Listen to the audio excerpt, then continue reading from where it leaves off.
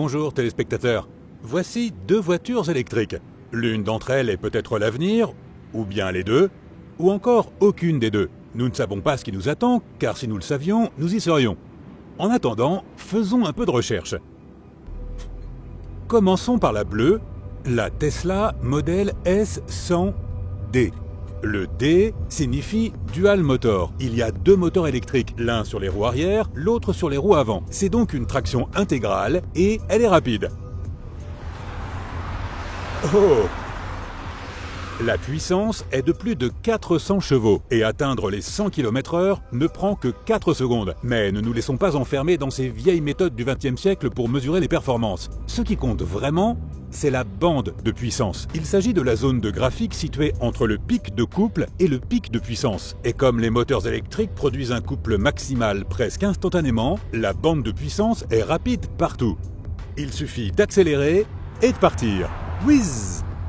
Ce n'est même pas la version performance. Celle-là, la P100D, a un moteur plus puissant sur l'essieu arrière et elle va oblitérer les Lamborghini. Et ceci est la Toyota Mirai. Je crains qu'elle n'ait qu'un seul moteur électrique sur les roues avant et qu'elle ne développe qu'une puissance dérisoire de 152 chevaux. Son couple est inférieur de moitié à celui de la Tesla. Elle n'est pas rapide. Mais elle est silencieuse. Toutes les voitures électriques sont silencieuses, c'est évident. La Tesla est très silencieuse, mais celle-ci est vraiment silencieuse. Écoutez, vous voyez, vous ne pouvez pas vraiment, n'est-ce pas? La seule chose que vous entendez est un léger bruit. Et elle a aussi une très belle conduite, très sophistiquée. Un peu comme une Bentley Continental GT, en fait. Et comme l'efficacité énergétique est importante pour les voitures électriques, il convient de souligner que cette voiture est beaucoup plus légère que la Tesla. La Tesla pèse 2,2 tonnes, alors que cette voiture ne pèse que 1,8 tonnes. Bravo Toyota! Aujourd'hui, tout le monde pense que l'avenir est fait de voitures autonomes, mais en réalité, c'est bien mieux que cela. Ces deux voitures sont tellement avancées que je peux les conduire toutes les deux en même temps. Pour l'instant, je suis dans la Tesla, qui est une belle voiture, même si, soyons honnêtes, elle est assez conventionnelle. Pendant ce temps, l'autre personne dans la Mirai pense que le style de la Mirai est plus proche du choc de la nouveauté, ce qui n'est pas mal de la part d'une entreprise dont le président a dit un jour que les Toyota étaient ennuyeuses. Je l'aime bien cependant, elle ressemble un peu à une sorte de poisson de combat en colère. Je me dis parfois qu'elle serait plus belle si elle était à l'envers. La plupart des choses dans la Tesla sont contrôlées par ce grand écran au milieu. Et c'est tout à fait familier parce que c'est comme si vous utilisiez une version plus grande de votre smartphone. Mon seul reproche est que l'on ne peut pas vraiment voir l'écran. Et parfois, je pense que je le regarde juste une demi-seconde de trop. Comme ça. On lève la tête et le monde est complètement différent. A l'inverse, les choses commencent déjà à ressembler à une vieille école dans la Toyota. Il y a bien un écran tactile pour le GPS et l'audio, mais toutes les informations importantes sur ce que fait la voiture se trouvent sur les petits écrans là-haut. Vous naviguez dans ces écrans à l'aide des boutons du volant. Mais il faut dire que le pouce est un excellent récepteur. C'est ce qui nous a permis de progresser beaucoup plus rapidement que les chiens. Et il suffit de jeter un coup d'œil à cet écran. Et c'est un coup d'œil exagéré à la télévision. La Tesla est connectée. Elle se met à jour et s'améliore automatiquement par Wi-Fi. Et elle inclut des jeux vidéo rétro sur grand écran et des blagues issues de l'esprit du génie comique Elon Musk, comme des bruits de paix.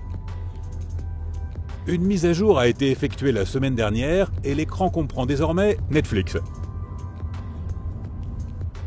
Bon, dans laquelle suis-je? Ah oui, ça doit être la Mirai, car il n'y a aucun gag ici. C'est vraiment très sérieux. C'est tout de même assez ésotérique. En tant que conducteur de Mirai, vous faites partie d'un club vraiment très exclusif. Pour moi, la Tesla, c'est la fête. C'est une voiture qui fait du bien. Elle est rapide, elle est à la mode, elle est toujours prête pour une bonne blague. La Mirai a une conversation plus sérieuse dans la cuisine, comme le ferait un cuistot, mais elle est vraiment nettement plus raffinée. Son cerveau est plus grand que sa bouche. C'est une qualité appréciable chez les gens, et aussi dans une voiture.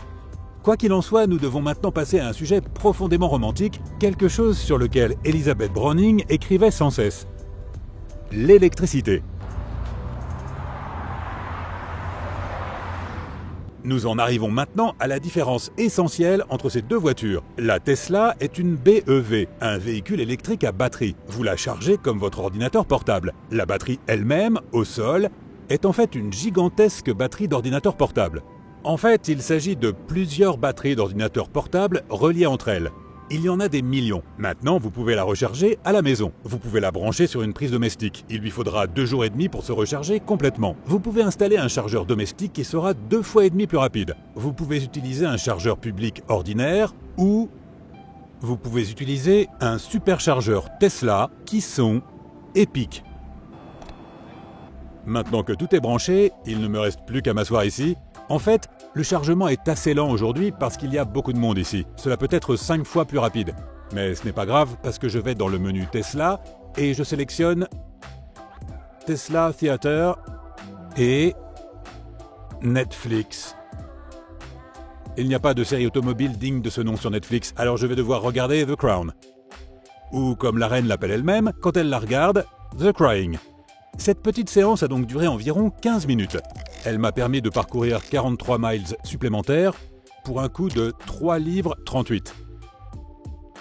C'est le genre de choses dont on parle de nos jours. Il ne s'agit pas de vitesse de pointe, de 0 à 100 ou ce genre de performance. Il s'agit de kilowatts, de mise à jour de logiciels, du prix de ma dernière séance et de l'endroit où je me trouvais. C'est une communauté fabuleuse et passionnante que j'ai rejointe. Le Machizel est un HFCEV, un véhicule électrique à pile combustible. L'hydrogène, stocké dans un réservoir pressurisé à l'arrière, alimente la pile à combustible pour produire de l'électricité à la demande. Il suffit donc de faire le plein comme pour une voiture normale. Voici comment procéder.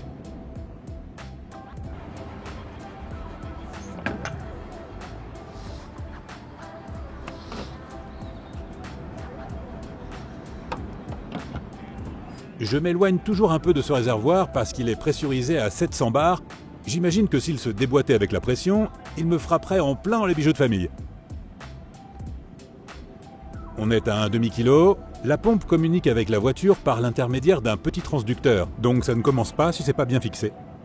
La pompe continue de pomper. 0,8 kg, 1,2 kg. Bien, c'est terminé. Il est dépressurisé. Le léger risque, par une journée comme celle-ci, est que la buse gèle sur la voiture. Ce qui s'est produit. Non, ce n'est pas le cas. 1,2 kg.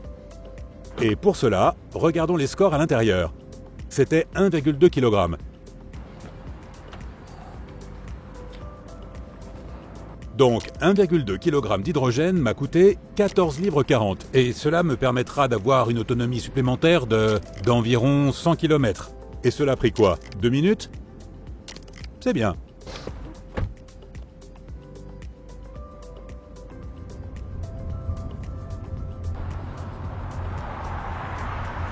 En fait, je pense que le BEV et le HFCEV ont leur place dans l'avenir. Je veux dire que la plupart des gens ne conduisent pas beaucoup. Ils se contentent de se rendre au travail et de faire les courses. Dans ce cas, quel est le problème avec un véhicule électrique? Il suffit de le recharger à la maison pendant que l'on dort, quand on va au pub ou que l'on regarde le grand tour sur Amazon. Il n'est pas nécessaire de perdre du temps dans les stations essence, donc c'est cool. Mais si vous parcourez de grandes distances, par exemple si vous voyagez dans tout le pays pour vendre des encyclopédies, alors vous voudrez vraiment le HFCEV, parce que vous pourrez le remplir aussi rapidement qu'une voiture normale. En fait, c'est un peu plus que cela, et j'ai promis dans une vidéo précédente que je me disputerai avec moi-même à ce sujet. Et comme il semble que je me sois garé juste là, c'est ce que je vais faire.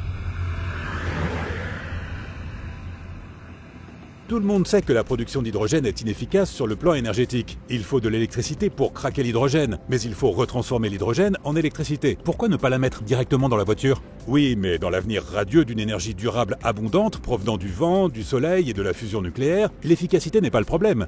L'hydrogène devient un carburant transportable. C'est comme le pétrole. Oui, mais on peut utiliser les énergies renouvelables pour charger les batteries. Mais on a toujours la batterie, qui est lourde et utilise des matériaux précieux. Imagine la taille de la batterie dont tu as besoin pour un bateau ou un avion. Imagine le nombre de batteries dont tu auras besoin si tout devient électrique. Les batteries deviendront de plus en plus petites. Ce n'est que le début. Les piles à combustible deviendront aussi plus petites. Il n'y a pas d'infrastructure pour l'hydrogène. Il y a déjà un réseau électrique. Oui, mais l'infrastructure se développe. Elle se développe déjà massivement en Allemagne et au Japon. Le réseau devra s'étendre pour recharger les voitures de tout le monde. L'hydrogène peut être distribué rapidement à partir des stations-service existantes. Où toutes ces voitures à batterie seront-elles rechargées ?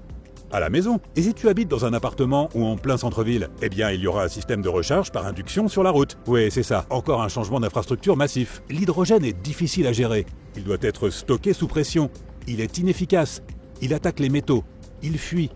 Oui, mais on y travaille. Le stockage dans les matrices, ce genre de choses. L'hydrogène est explosif. Il est utilisé dans les bombes massives. Oui, et ce sont des bombes nucléaires qui utilisent de l'uranium et du plutonium. L'hydrogène n'est que l'accélérateur. Et le Hindenburg ? Eh bien, c'était comme un sac de transport, un réservoir rempli d'hydrogène, pas un réservoir en fibre de carbone. Et c'est l'enveloppe qui a brûlé. La plupart des gens seront terrifiés par l'hydrogène. Dans mon garage, il y a une voiture à hydrogène, une voiture avec une énorme batterie et une voiture avec un réservoir rempli de super sans-plomb. C'est la voiture à hydrogène qui me fait le moins peur. Ma voiture est plus rapide. Ma voiture est plus cool. La mienne pète. La mienne ressemble à un poisson tueur. La tienne a l'air stupide. La tienne ressemble à une Vauxhall. Tu te trompes complètement.